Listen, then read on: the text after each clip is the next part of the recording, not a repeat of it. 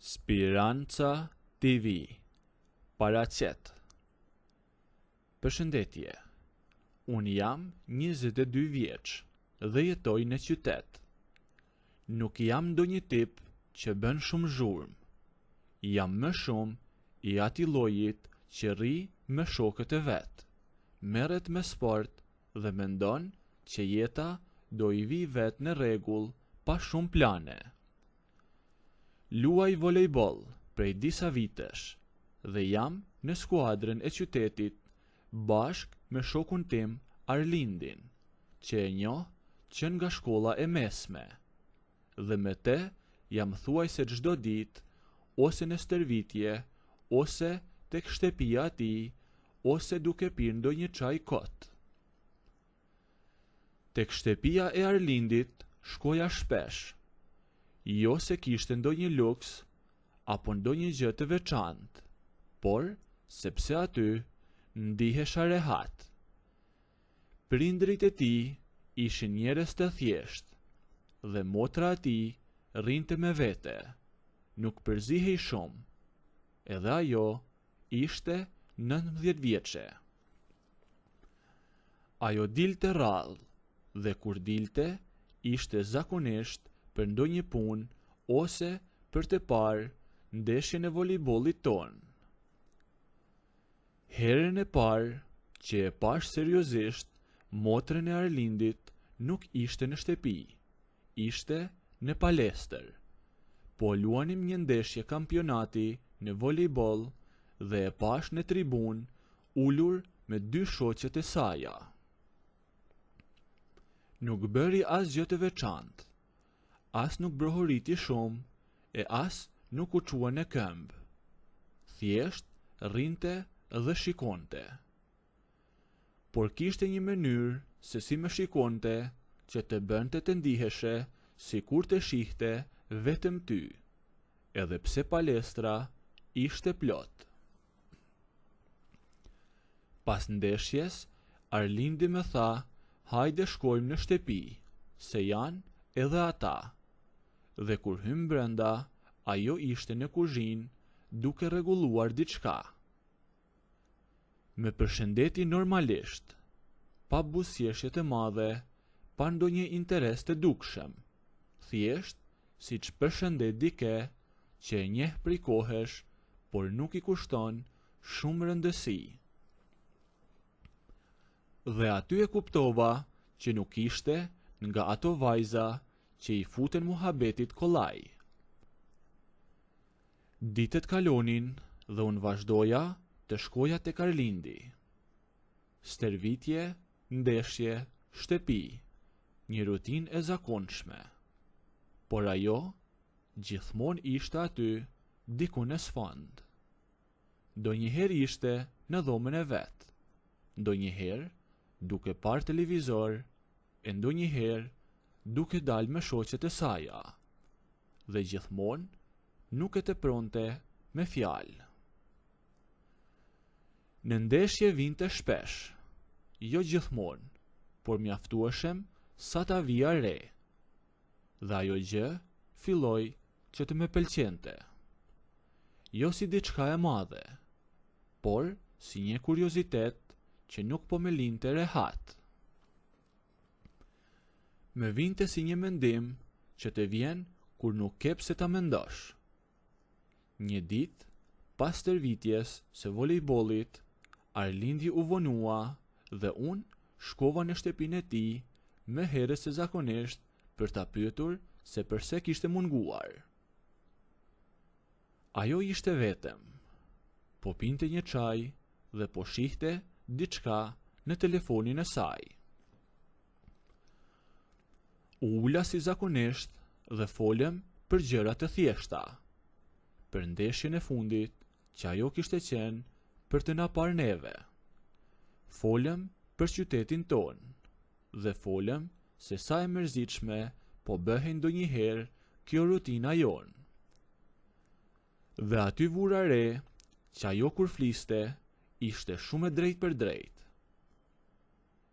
Nuk fliste pa lidhje dhe nuk sillte fjalë të kota, thoshte atë që mendonte dhe kaq. ishte shumë e kulturuar dhe e matur. Pas asaj dite, filluam të flisnim pak më shumë. Nuk flisnim çdo ditë, e jo me mesazhet e gjata. Por sa herë që rastisnim bashkë dhe gjithmonë pa ndonjë afrimitet të pruar.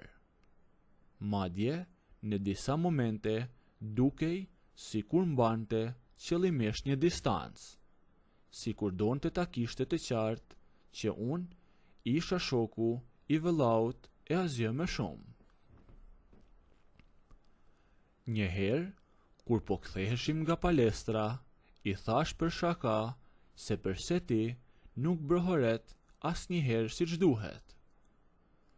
Ajo qeshi pak dhe më tha, nuk me pëlqen që të bie në sy. Dhe pastaj shtoi që gjithsesi nuk i pëlqente ideja që dikush të mendonte që po vinte për mua. E kishte fjalën për mua që unë mos të mendoja që ajo vinte qëllimisht që të më shihte mu.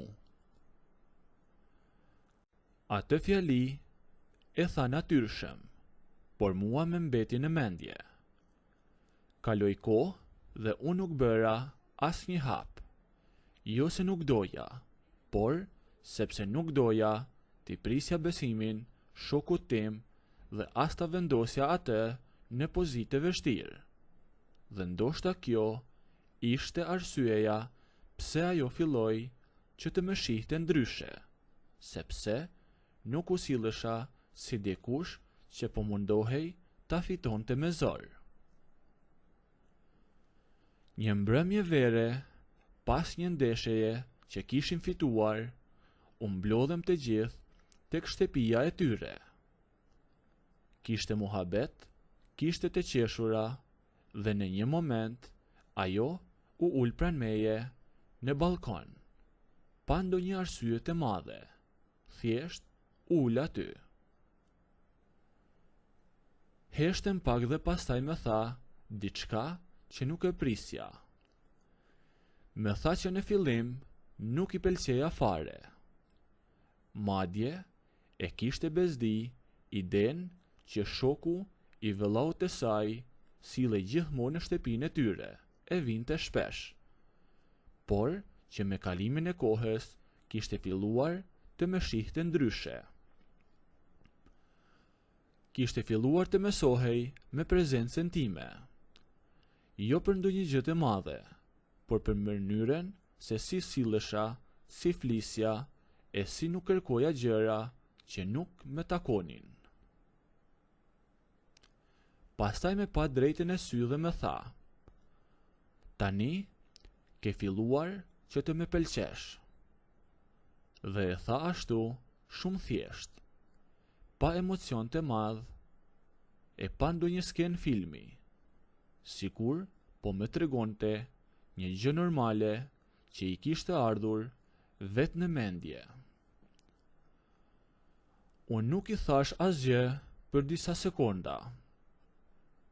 Edhe u shtanga, por jo sepse nuk dija çfarë t'i thosha, por sepse nuk doja të prishja atë moment me fjalë të kota. Dhe thjesht i thash që e vlerësoja shumë sinqeritetin e saj. Dhe në atë moment, ajo me kap dorën dhe thot, dua të të tregoj një pikturë që kam bërë vetë. Unë e dija që ajo pikturonte. Deri diku ishte një piktore e zonja, por asnjëherë nuk kisha parë pikturat e saja.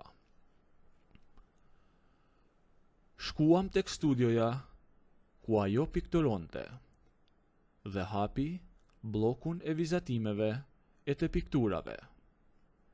Ishte një pikturë e qytetit tonë, ndërsa në fund lexonte diçka që me bëri të shtangësha. Në fund ishte e shkruar, dua Roçkën tani. E lexova dhe ajo po më shikonte, ndërsa mori më të vërtet Roçkën time e me uli në karrige. Gjërsa shikova nga dera, ajo ishte ulur tek kroçka dhe filloi të pikturonte shpejt, sepse nuk kishte shumë kohë. Vazhdonte pikturën pa ndalur dhe e pikturoi për 10 minuta dhe më tha, nëse doni të ndëgjoni historinë deri në fund, bëjini videon like, a nëse nuk doni, abonohuni ose bëjini subscribe.